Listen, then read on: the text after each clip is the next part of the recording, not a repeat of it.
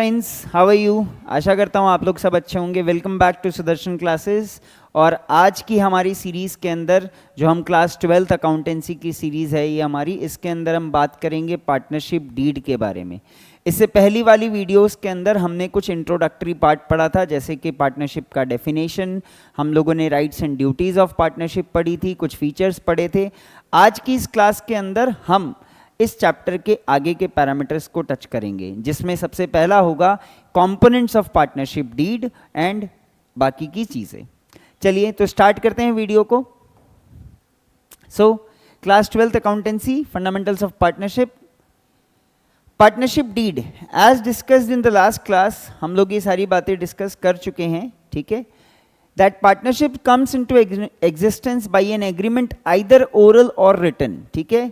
Partnership कब होती है? वो एग्जिस्टेंस में तब आती है सर जब कोई एग्रीमेंट होता है, या तो ओरल या रिटन। आपको मैंने पिछली क्लास में भी बताया था, it is not mandatory to have a written agreement, ठीक है। So it can be in oral form as well as in written form, but it is always better, it is always advisable to have a partnership agreement in written format, ठीक है। To avoid any disputes, it is always advisable to have a written agreement to avoid any disputes.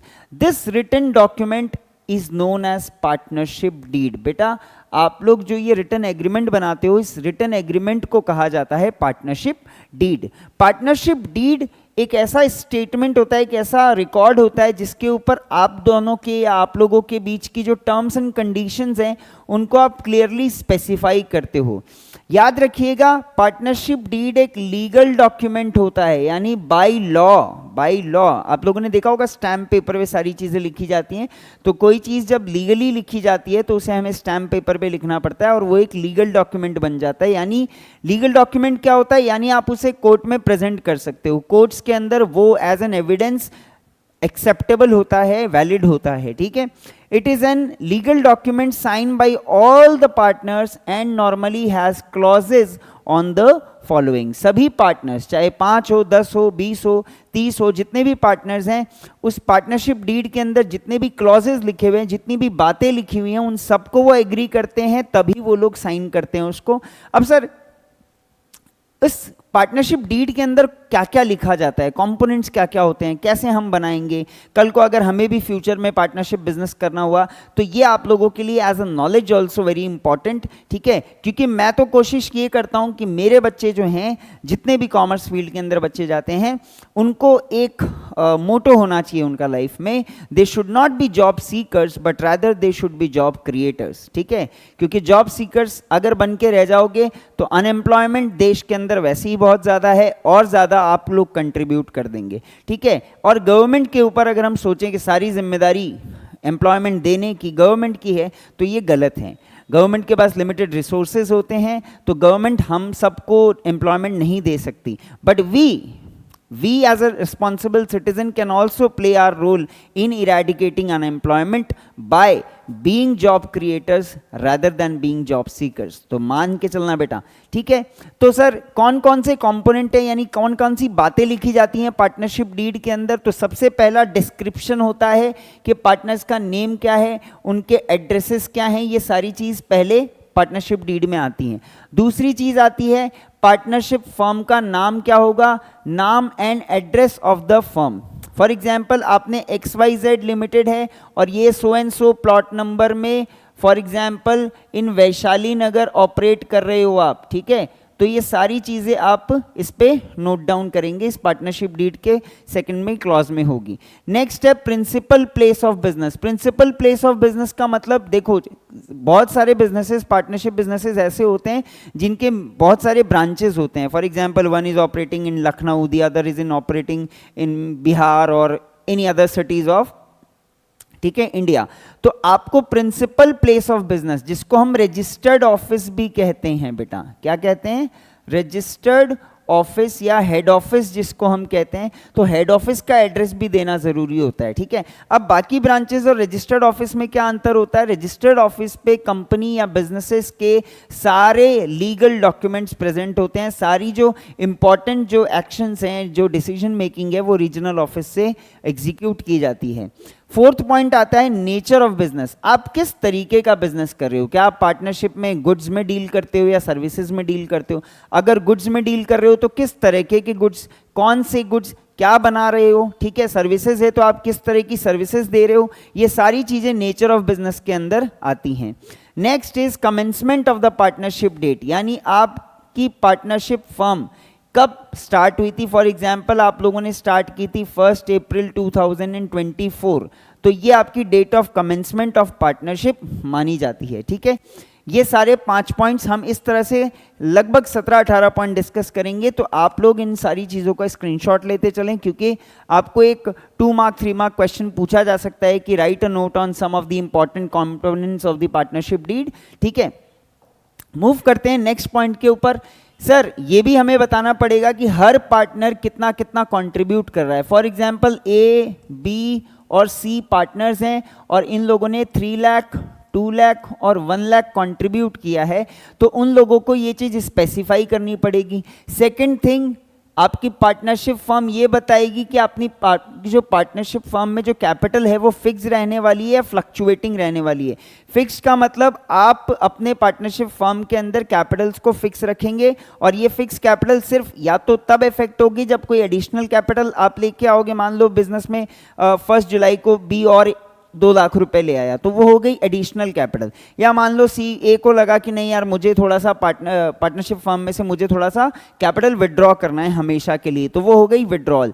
तो fix capital के अंदर रहोगे या fluctuating capital का मतलब क्या होता है, ये सारी चीजें हम डिटेल में बात करेंगे। अभी बस इतना जान लो, फ्लक्चुएटिंग कैपिटल का मतलब हर बिजनेस ट्रांजैक्शन से बिजनेस की कैपिटल इफेक्ट होगी, ठीक है। वो क्या क्या बिजनेस ट्रांजैक्शन होती हैं अभी आप लोग आगे वाली वीडियोस में और आगे वाली स्लाइड्स में जानेंगे। Next, interest on capital. ये तो आप लोगों को क्लास 11th में पता ही होगा कि जब ओनर बिजनेस को कैपिटल देता है, ठीक है, तो वो बिजनेस के लिए एक लाइबिलिटी होती है और बिजनेस को उसके ऊपर ओनर को इंटरेस्ट ऑन कैपिटल देना पड़ता है। मान लो ए, बी, सी पार्टनरशिप फर्म चलाते हैं,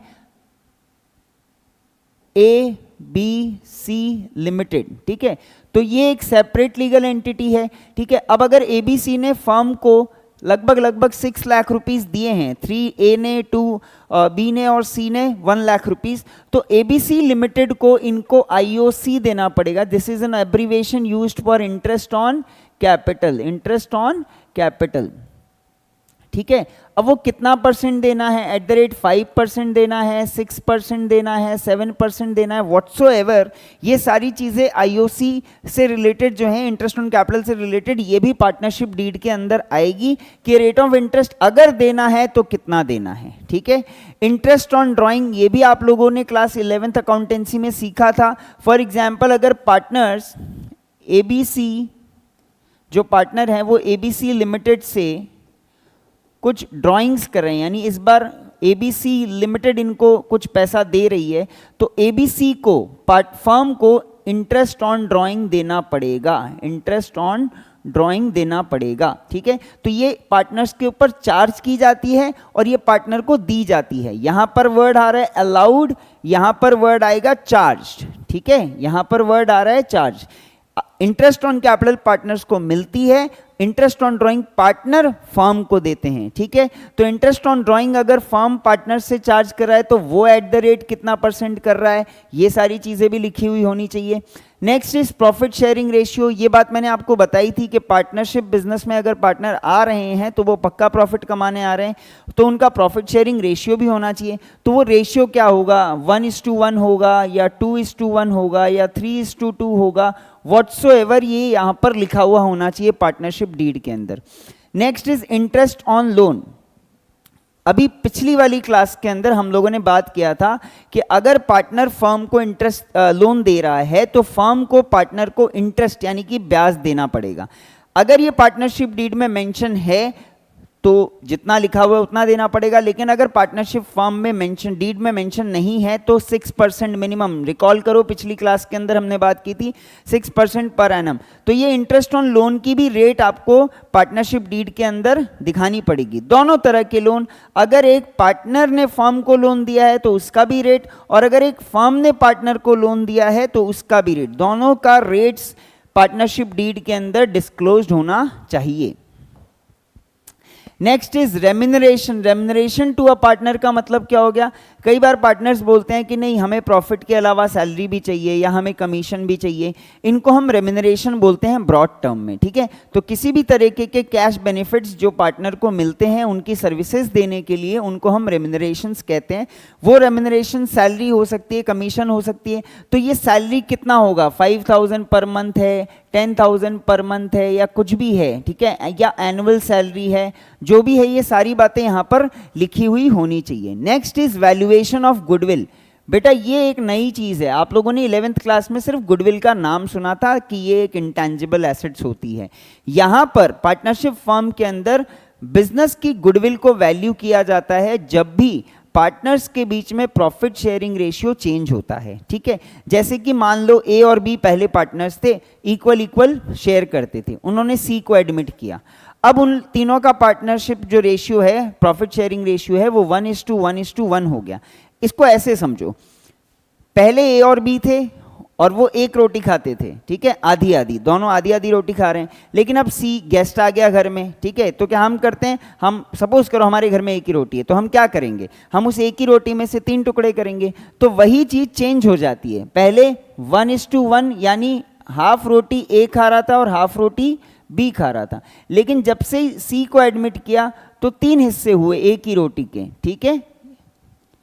तो इस केस में प्रॉफिट शेयरिंग रेशियो चेंज होता है, और जब जब प्रॉफिट शेयरिंग रेशियो चेंज होता है तो हमें कुछ एडजस्टमेंट्स करनी पड़ती है। उन एडजस्टमेंट्स के बारे में आप अगली क्लासेस में सुनेंगे, आगे के लेक्चर जैसे जैसे हम समझेंगे। अभी बस इतना समझ लीजिए कि अगर हमें गुडविल को वैल्यू करना पड़ा तो उसका मेथड क्या होगा। मेथड्स के बारे में भी आप लोग फर्दर क्लासेस, फर्दर चैप्टर्स के अंदर समझेंगे। जैसे एवरेज प्रॉफिट मेथड होता है गुडविल निकालने का, सुपर प्रॉफिट होता है, कैपिटलाइजेशन मेथड होता है। तो कौन सा मेथड आप यहाँ पर लगाने वाले हो जब भी चेंज इन पीएसआर होगा, तब इसके बारे में भी पूरे क्लियर क्लॉजेस लिखे हुए होने चाहिए पार्टनरशिप डीड के अंदर। वैल्यूएशन ऑफ एसेट्स, एसेट्स की वैल्यू को रीवैल्यू करना। फॉर एग्जांपल हमारी कुछ एसेट्स होती हैं जिनकी वैल्यू एप्रिशिएट हो जाती हैं, कुछ एसेट्स होती हैं जिनकी वैल्यू डेप्रिशिएट हो जाती हैं। तो हम क्या तरीके लगाएंगे वैल्यूएशन को करने के लिए? याद रखना कि ये वैल्यूएशन भी जब चेंज इन पीएसआर होता है तभी करने की आवश्यकता पड़ती है, इसके पहले नहीं पड़ती। तो हम ये वैल्यूएशन कैसे करेंगे, ठीक है। नेक्स्ट है सेटलमेंट ऑफ अकाउंट्स, यानी फॉर एग्जांपल हम किस तरीके से अकाउंट सेटल करेंगे। मान लो अगर कोई पार्टनर छोड़ के जा रहा है तो वो अपना हिसाब किताब लेके जाएगा, तो हम वो किस मैनर में करेंगे। मान लो कोई पार्टनर मर गया, ठीक है, सडनली एक पार्टनर की डेथ हो जाती है, तो उस केस में उसको हम कैसे सेट ऑफ करेंगे, उसका पेमेंट कैसे देंगे, किसको देंगे, उसका एग्जीक्यूटर यानी कि उसका जो नॉमिनी होगा उसको देंगे। ये सारी चीज़ें जो हैं ये पार्टनरशिप डीड के अंदर लिखी हुई होनी चाहिए। देख लीजिए at the time of retirement या डेथ हम किस तरीके से करेंगे, ठीक है। नेक्स्ट है अकाउंटिंग पीरियड। आप सब बच्चे जानते हैं कि अकाउंटिंग पीरियड अकाउंट्स क्लास 11 से स्टार्ट करी होगी, तभी से पता है कि हमारा अकाउंटिंग पीरियड 1 अप्रैल ऑफ किसी साल को शुरू होता है और ये लास्ट करता है 31 मार्च, ठीक है, ऑफ सम ईयर, ठीक है, एक ईयर तक के लिए। तो अकाउंटिंग पीरियड जनरली नॉर्मली तो हम लोग 1 अप्रैल टू 31 मार्च मान लेते, लेकिन आप लोग सपोज करो कि आप लोगों को अकाउंटिंग ईयर 1 जनवरी टू 31 दिसंबर फॉलो करना है। अगर आप ऐसा कर रहे हो, कुछ नया कर रहे हो, कुछ नई प्रैक्टिसेस अडॉप्ट कर रहे हो, तो वो आपको इस अकाउंटिंग पीरियड क्लॉज के अंदर मेंशन करना पड़ेगा। नेक्स्ट है rights and duties of the partner. ये भी हमने लोगों ने पिछली क्लास में बात किया था। जिन बच्चों ने पहली वीडियो, जो सीधा ये वीडियो देख रहे हैं, उनको मैं बोलूँगा इसके पहले का पार्ट 1 ज़रूर देखें ताकि आपका फ्लो बना रहे, आप चीज़ों को आसानी से समझ पाएँ। Rights and duties of partners, partners की क्या राइट्स होंगी, क्या ड्यूटीज होगी। जैसे कुछ राइट्स मैं बता देता हूँ। पार्टनर का राइट है कि वो बुक्स को इन्वेस्टिगेट कर सकता है, पार्टनर का राइट है कि वो मैनेजमेंट में पार्टिसिपेट कर सकता है। ये सारी बातें हमने लास्ट क्लास में डिस्कस की थी। Next is duration of partnership. बेटा 2 तरह की पार्टनरशिप होती है, एक होती है जनरल पार्टनरशिप और एक होती है स्पेसिफिक पार्टनरशिप, ठीक है।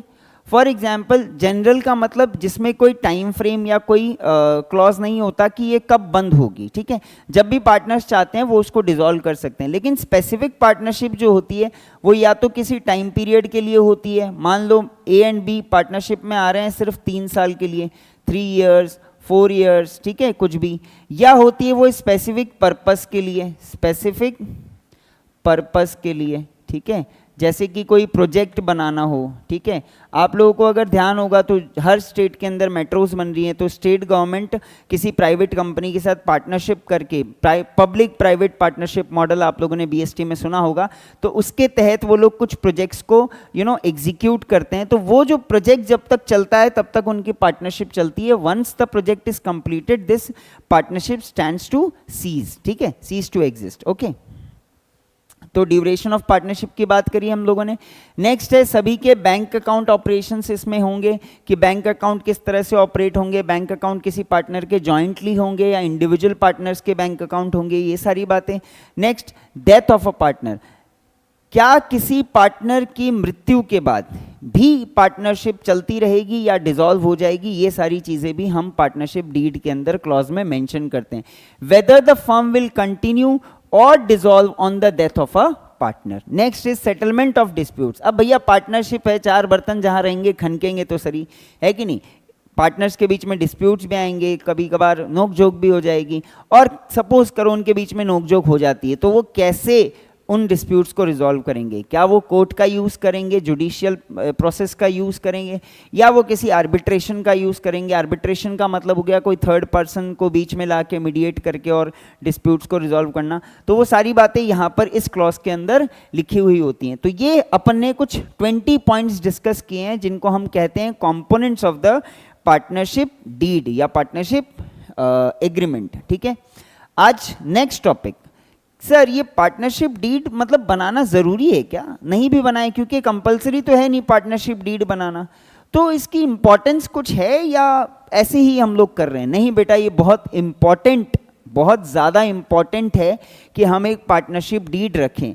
इसकी इम्पॉर्टेंस आपको इनके कुछ पॉइंट से पता चलेगी। पहली इम्पॉर्टेंस कि सर अगर पार्टनरशिप डीड है तो सभी राइट्स, ड्यूटीज और लाइबिलिटीज पार्टनरशिप डीड में मेंशन की जाती है, यानी कोई भी पार्टनर को उसकी राइट्स से वंचित नहीं रखा जा सकता। नो पर्सन या no partner can be deprived of any rights, ठीक है। दूसरा, no partner can deny in performing any duties of the partnership firm. For example, A and B are working tirelessly hard for the firm, but C is relaxing and C is not performing his tasks, he is not serious. So it is his duty to execute and it should be written in the partnership deed. Second, thirdly is the liabilities. किन cases के अंदर partnership यानी partnership अगर firm है तो partners की किस तरह की लाइबिलिटी होती है फर्म के प्रति? फॉर एग्जांपल अगर हम लोग इस चीज़ को डिस्कस करें, ए बी सी पार्टनर्स थे, ठीक है। अब मैंने अभी बताया था आपको प्रिंसिपल और एजेंट होते हैं पार्टनर्स, ठीक है, लास्ट क्लास में डिस्कस किया था हम लोगों ने। तो सी एज एन एजेंट मान लो किसी क्लाइंट के पास जाता है, ठीक है, और वो वहाँ पर अपना कुछ कमीशन या अपनी कुछ इनकम का सोर्स साइड में बिना पार्टनर्स को बताए ऐसा कुछ अर्न करने की कोशिश करता है। तो वहाँ पर एक लाइबिलिटी है जो लिखी, जो बताती है पार्टनरशिप एक्ट 1932 में कि अगर सी ने ऐसा कुछ किया भी और उसने ऐसा कोई रेवेन्यू जनरेट भी किया है तो वो जनरेटेड रेवेन्यू फर्म का माना जाएगा, ना कि सी का माना जाएगा, ठीक है।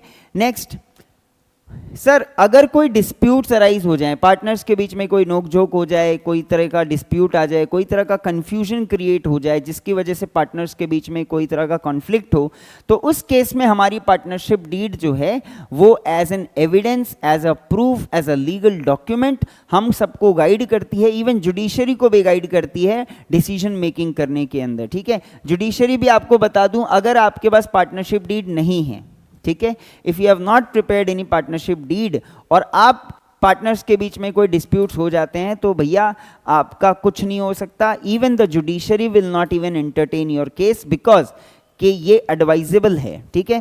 Dispute arising if any among the partners are settled on the basis of partnership deed, it being a written agreement. Next is if the partnership deed, sir अभी अभी आप बता रहे थे अगर पार्टनरशिप डीड एब्सेंट नहीं होती है तो बेटा पूरी तरह से एक्सेप्टेबल नहीं, तब जुडिशरी क्या करेगी, पार्टनरशिप एक्ट 1932 को रेफर करेगी, ठीक है। अब पार्टनरशिप एक्ट 1932 में सारे क्लॉजेज नहीं लिखे हुए हैं, क्या पता किस पार्टनर के बीच में किस डिस्प्यूट को लेकर या किस पॉइंट को लेकर डिस्प्यूट हो जाए, तो सारे पॉइंट नहीं, बट जो ब्रॉड टर्म्स हैं, जो भी ब्रॉड इसके प्रोविजंस हैं वो जरूर कोर्ट जो है डिस्कस कर सकती है। ठीक है, यानी अगर पार्टनर्स के बीच में पार्टनरशिप डीड नहीं है और कोई डिस्प्यूट अराइज हो जाता है तो इंडियन पार्टनरशिप एक्ट 1932 के प्रोविजंस माने जाएंगे, एप्लीकेबल होंगे। ठीक है, ये सारे और कुछ इंपॉर्टेंस है वो पढ़ लेते हैं। सर तो क्या ये एसेंशियल है, ये क्वेश्चन भी पूछा जाता है बेटा थियोरेटिकल एस्पेक्ट के हिसाब से, is it essential to have a partnership deed? No sir, it is not essential. ठीक है, not essential but it is desirable, होनी चाहिए, जरूरी नहीं है, जरूरी नहीं है पार्टनरशिप डीड हो, लेकिन होनी चाहिए, डिजायरेबल होनी चाहिए। क्योंकि अगर पार्टनरशिप डीड नहीं है तो provisions of the Indian partnership act 1932 apply होंगे, और अगर पार्टनरशिप डीड नहीं है और मान लो या कोई क्लॉज मिसिंग है, सपोज करो कोई एक्स्ट्रा ऑर्डिनरी क्लॉज था जो आपकी पार्टनरशिप डीड में नहीं है, लेकिन फ्यूचर में उसी क्लॉज को लेके कोई डिस्प्यूट अराइज हो गया है, तो अब क्या होगा, तब भी इंडियन पार्टनरशिप एक्ट 1932 के जो क्लॉजेज हैं वो अप्लाई होंगे। ठीक है, तो आज की वीडियो में हम लोगों ने कवर किया है पार्टनरशिप डीड के कंपोनेंट, उसकी इंपॉर्टेंस और उसकी रेलेवेंस। ठीक है, तो मैं कोशिश कर रहा हूं कि आप लोगों के लिए ऐसा कंटेंट मैटर और भी डिज़ाइन वे में, कंसाइज वे में बनाऊं। ठीक है, तो उसके लिए मुझे आप लोगों का सपोर्ट चाहिए, है ना, और आप लोग मुझे इसी तरीके से सपोर्ट करते रहिए। ठीक है, हम नेक्स्ट क्लास के अंदर लाइबिलिटीज ऑफ द पार्टनर्स की बात करेंगे।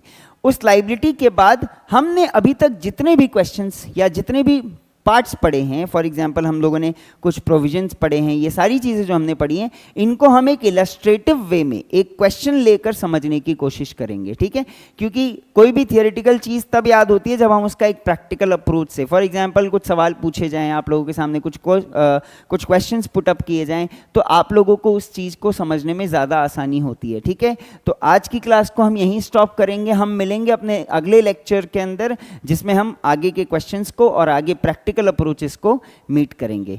तब तक के लिए देखते रहिए सुदर्शन क्लासेस के चैनल को, अपने फ्रेंड्स के बीच में शेयर कीजिए, फैमिली, फ्रेंड्स, रिलेटिव सभी को बोलिए, और लाइक, शेयर, सब्सक्राइब ज़रूर करें। आप लोगों का प्यार हमें और मोटिवेट करता है कि हम और मन से आप लोगों को पढ़ाएं।